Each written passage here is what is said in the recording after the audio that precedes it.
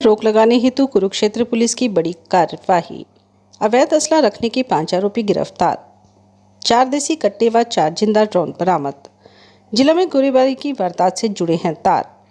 Kurukshetra police आपराधिक गतिविधियों पर रोक लगाने के लिए पुलिस अधीक्षक नीतीश अग्रवाल के कुशल मार्गदर्शन में लगातार काम कर रही है। कुरुक्षेत्र पुलिस ने अवैध असला रखने के 5 आरोपियों को गिरफ्तार किया है। अपराध अन्वेषण शाखा 2 की टीम ने अवैध असला रखने के आरोपी अभिषेक उर्फ गोलू, गुरदीप सिंह, दीपक, विक्रम सिंह व मोहित वासियान मटोर जिला कैथल को गिरफ्तार करके उनके कब्जे से 4 देसी कट्टे व 4 जिंदा रौंद व कार बरामद करने में सफलता हासिल की है। जानकारी देते हुए अतिरिक्त अधीक्षक प्रतीक गहलोत ने बताया कि अपराध अन्वेषण शाखा 2 के सहायक उपनिरीक्षक सुरेंद्र कुमार, लखन सिंह, राम कुमार, मुख्य सिपाही ललित कुमार, गुरमीत सिंह व गाड़ी सरकारी के अपराध तलाश में जिंदल चौक सेक्टर 3 के पास मौजूद थी। पुलिस टीम को सूचना मिली कि एक आरोपी विदेश में रहकर हरियाणा पंजाब में दूसरे सदस्यों से वारदात करवाता है। आज भी कार नंबर H4 64A 6161 में 4 आरोपी नाजायज हथियार व एम्यूनिशन लेकर देवीलाल पार्क के पास खड़े हैं, जो किसी बड़ी वारदात को अंजाम दे सकते हैं। सूचना पर पुलिस टीम देवीलाल पार्क के पार्किंग के पास पहुंची, जहां पर मिली सूचना के अनुसार एक कार खड़ी दिखाई दी। पुलिस टीम ने कार में बैठे 4 आरोपियों को काबू किया। पुलिस टीम द्वारा नाम पता पूछने पर आरोपियों ने अपना नाम अभिषेक उर्फ गोलू, गुरदीप सिंह, दीपक व विक्रम वासियान मटोर जिला कैथल बताया। पुलिस टीम द्वारा आरोपियों की तलाशी लेने पर प्रत्येक आरोपी से एक देसी कट्टा व एक कुरुक्षेत्र की जो आपराधिक गतिविधियों में आपने देखा होगा पिछले अपने आइलेट सेंटर की फायरिंग के बाद और अपने लाडवा में जो फायरिंग हुई उसके बाद में पुलिस अधीक्षक महोदय नीतीश अग्रवाल जी के कुशल मार्गदर्शन में हमने काफ़ी 7-8 टीम्स हमने गठित कर रखी हैं, जो लगातार इन अपराधियों पे उनको काबू करने के लिए काम कर रही हैं। तो इसी एक टीम जो हमारी है इंस्पेक्टर मोहन जी के नेतृत्व में, उस टीम को एक बहुत बड़ी सफलता मिली है। इसमें इन्होंने 5 अपराधियों को गिरफ्तार किया है, जिनके पास में 4 हमें पिस्टल बरामद हुई हैं और 4 उनके पास जिंदा राउंड जो हैं वो बरामद हुए हैं।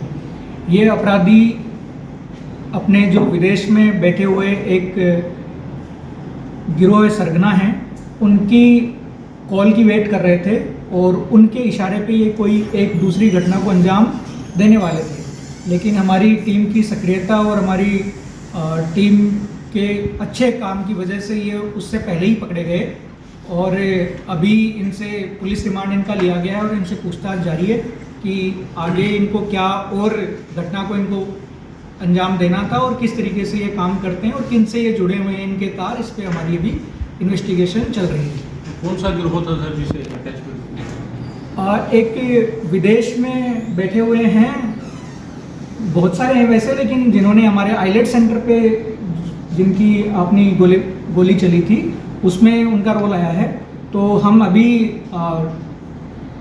नाम उनका हम नहीं करना चाह रहे, बट एक बार अगर हमें पता चल गया कि भाई उनसे लिंक है तो फिर हम उनकी तरफ भी जाएंगे। यानी कि जो आइलेट सेंटर पे जो गोलीबारी हुई थी, जिनका एनकाउंटर हुआ, उनके सहयोगी रहे हैं सर?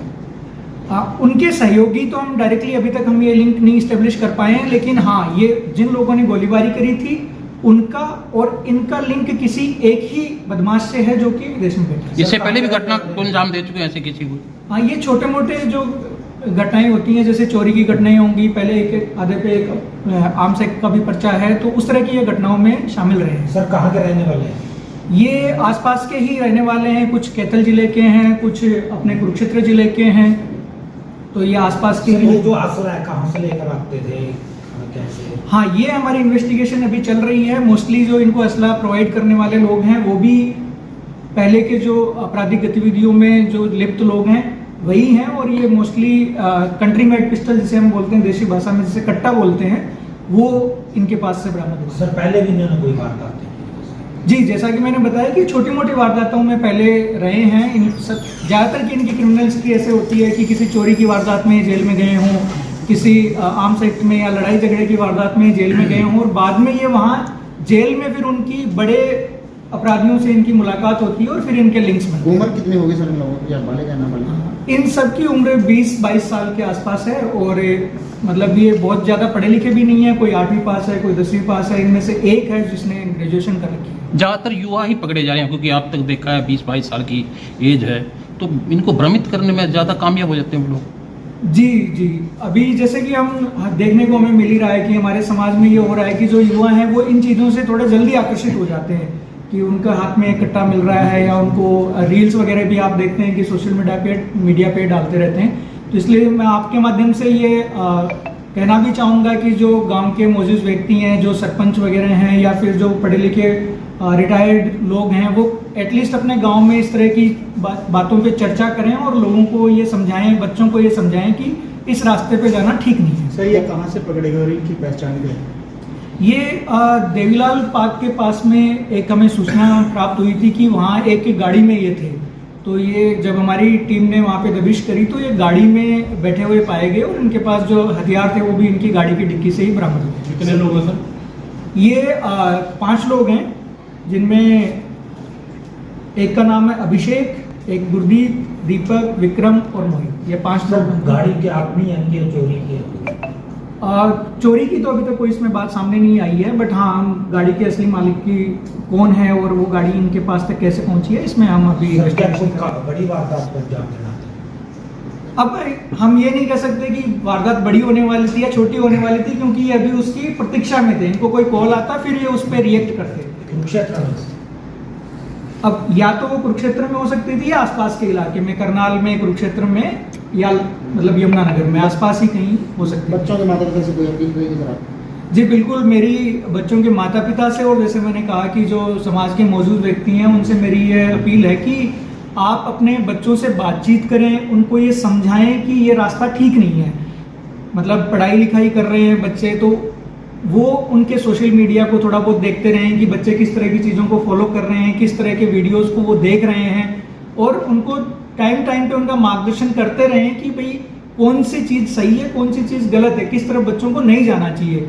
और इन सब रास्तों का जो एंड है वो कभी भी अच्छा नहीं होता है। तो अब आप देख ही रहे हैं कि ये जैसे हैं 4-5, अब ये 20-22 साल के लड़के हैं, लेकिन ये अब इनकी जो आगे की ज़िंदगी है वो जेल में ही होनी है। सर इनकी कोई हिस्ट्री है परिवार की? क्या हिस्ट्री, कोई सर्विस में के माता पिता कुछ? नहीं, मतलब नॉर्मली ऐसा कोई स्पेशल हम लिंक नहीं बता सकते हैं कि भाई इसी समाज के, इसी बैकग्राउंड के बच्चे ही वहाँ पे आ रहे हैं। नॉर्मली क्या होता है कि जो भी मतलब कॉलेज के बच्चे हैं, स्कूल के बच्चे हैं, और वो लड़ाई झगड़े में संलिप्त हो गए, तो कुछ हमें किसान परिवारों से भी मिले हैं, कुछ ऐसे भी मिले हैं जिनके माँ बाप जो हैं पहले पब्लिक पोस्ट पे रह चुके हैं, कुछ ऐसे भी मिले हैं जिनमें कि माँ बाप उनके बाहर कमा रहे हैं और बच्चे फिर यहाँ पे हैं।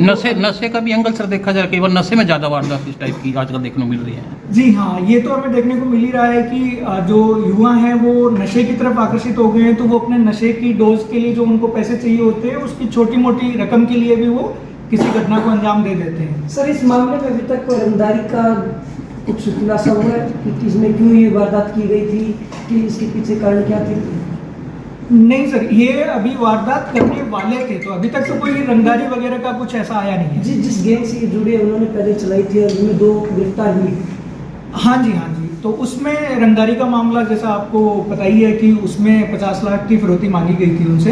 तो ये गैंग उसी तरीके से काम करता है कि ये पहले विदेश का जो इनका सरगना है वो इनसे गोली वगैरह चलवाता है और फिर उससे ये पैसों की मांग करता है। बरामद क्या हुआ सर इनसे 4 पिस्टल बरामद हुए हैं और 4 इनके पास जिंदा राउंड थे। सर पीछे भी चर्चा चल रही थी कि जो विदेश में सरगना बैठे हैं इनको इंटरपोल के माध्यम से लाया जाएगा, लेकिन कुरुक्षेत्र पुलिस अब तक कितने लोगों को रेड कॉर्नर नोटिस जारी कर चुकी है और कितनों को क्या है? जी, इस मामले में हमारी क्योंकि इंटरनेशनल मामला होने पर ऑब्वियसली वो इंटरपोल के माध्यम से ही हम जाते हैं, तो हम पहले जो यहाँ के अपने जितने भी अपराधी हैं उनका लिंक हम इस्टेब्लिश करने की कोशिश कर रहे हैं। जो बाहर के व्हाट्सएप के नंबर से कॉल आ रहे हैं, जो अपने टेलीग्राम के माध्यम से कॉल आ रहे हैं, तो हम उनकी IP एड्रेस वगैरह को ट्रेस करके हम उन तक पहुँचने की कोशिश कर रहे हैं। एक बार हम उनके आकाओं तक पहुँच जाएंगे तो हम जल्दी फिर उनको रिपोर्ट भी करवाएंगे। सर वैसे इनका पर्सनली किस गैंग से कोई नाम जुड़ा हो? जी अभी तक हम गैंग का खुलासा हम नहीं करना चाह रहे हैं, ताकि हम ये चाह रहे हैं कि एक बार इनसे हम पूछताछ करें और फिर हम उनके लिंक उनके विदेश तक पहुंच पाएं। ओके सर, शुक्रिया सर।